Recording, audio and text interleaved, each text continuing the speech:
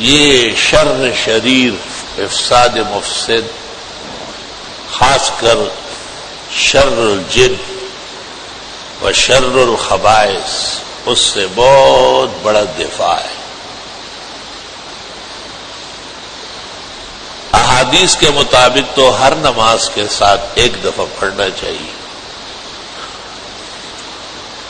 علماء دین کہتے ہیں کہ وہ تسبیحات جو نمازوں کے بعد ہے وہ سنتوں کے بعد پڑھیں،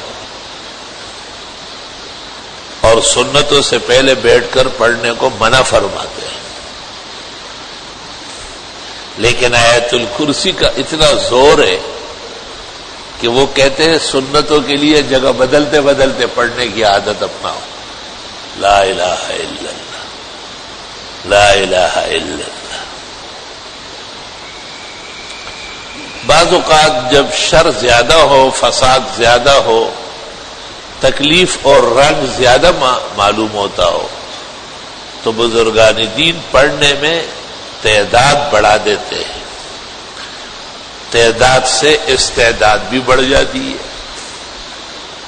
بھئی ایک دفعہ پڑھنا ہر فرض نماز کے ساتھ، یہ تو کاملین کا وظیفہ ہے، یہ تو عرشیوں کا عمل ہے۔ ہم فرشی لوگ، نیچے رہنے والے، بہت پیچھے آنے والے، بہت پسماندہ طبقہ، ہم تو 10 دفعہ 25 دفعہ پڑھیں گے تو پھر ہمیں محسوس ہوگا۔ دیکھو ایک کپ چائے میں 1 چمچ چینی کافی ہے، لیکن اگر 1 جگ ہو شربت کا تو آپ کہتے ہیں کہ 1 کپ کے برابر نہیں، بلکہ 1 کپ بھر کے اس میں چینی ڈالو۔ برتن بڑا ہو گیا نا۔ اب اگر 1 پتیلا ہے تو آپ کا 1 جگ بھر کے چینی ڈالو بھائی۔ اگر یہ 1 دیگ پک رہا ہے تو آپ کہیں گے بھائی 5-10 جگ بھر کی چینی ڈالو۔ تو جیسے جیسے خطرات زیادہ ہوں گے، تکالیف بڑھے گی، جن اور انس کا شر بڑھے گا، تو ہمیں بھی ہتھیار بڑھانا پڑے گا۔ حاذق طبیب یا ماہر ڈاکٹر ڈبل ڈوز دے دیتا ہے، 4 گھنٹے بعد کہتے یہ لے لے تاکہ مرض مغلوب ہو جائے گا۔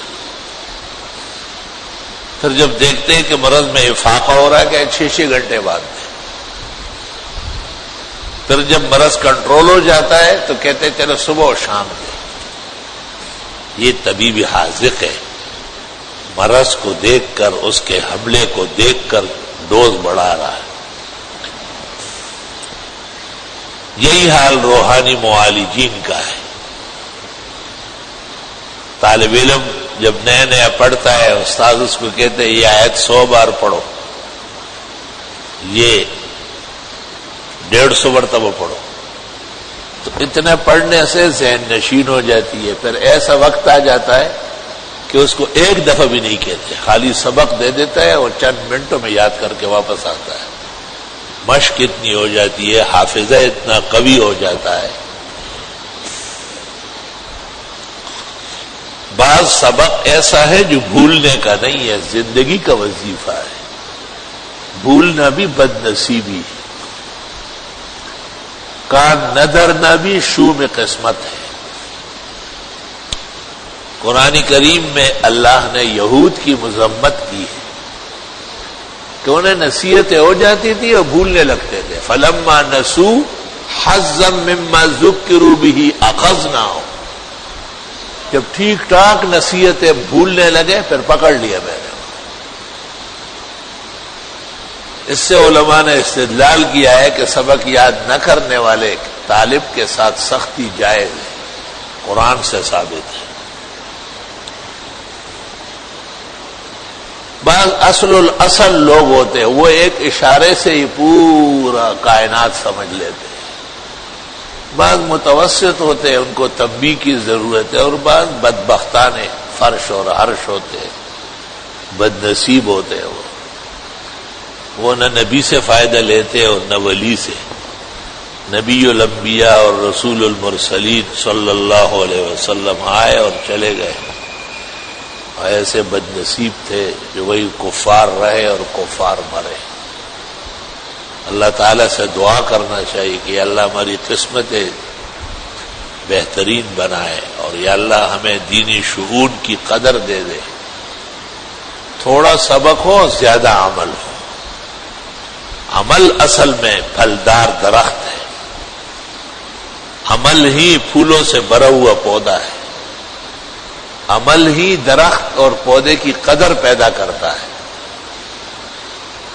تو اعمال کی طرف توجہ کرنا، جو کچھ سنا آپ نے، جو کچھ سمجھا، اس کو اپنے پلے باندھنا، پھر دیکھے کہ کیسے خزائن نصیب ہوتے، غم اور ہم، فتنہ و فساد قریب سے نہیں گزرے، وہ آپ سے پناہ مانگے گا۔ وَإِذَا كُنْدِ زویا وَسُخُ بویا، تم میں اتنا کمال بھی تو ہو، کوئی ایسا کمال والا کام بھی تو کیا ہو۔ بس زندگی خالی آنے جانے اور کھانے پینے اور نان بخور اور ڈر بزر، یہ کوئی زندگی ہے؟ یہ تو حیوانات کی زندگی ہے، مقصد حیات ہی نہیں۔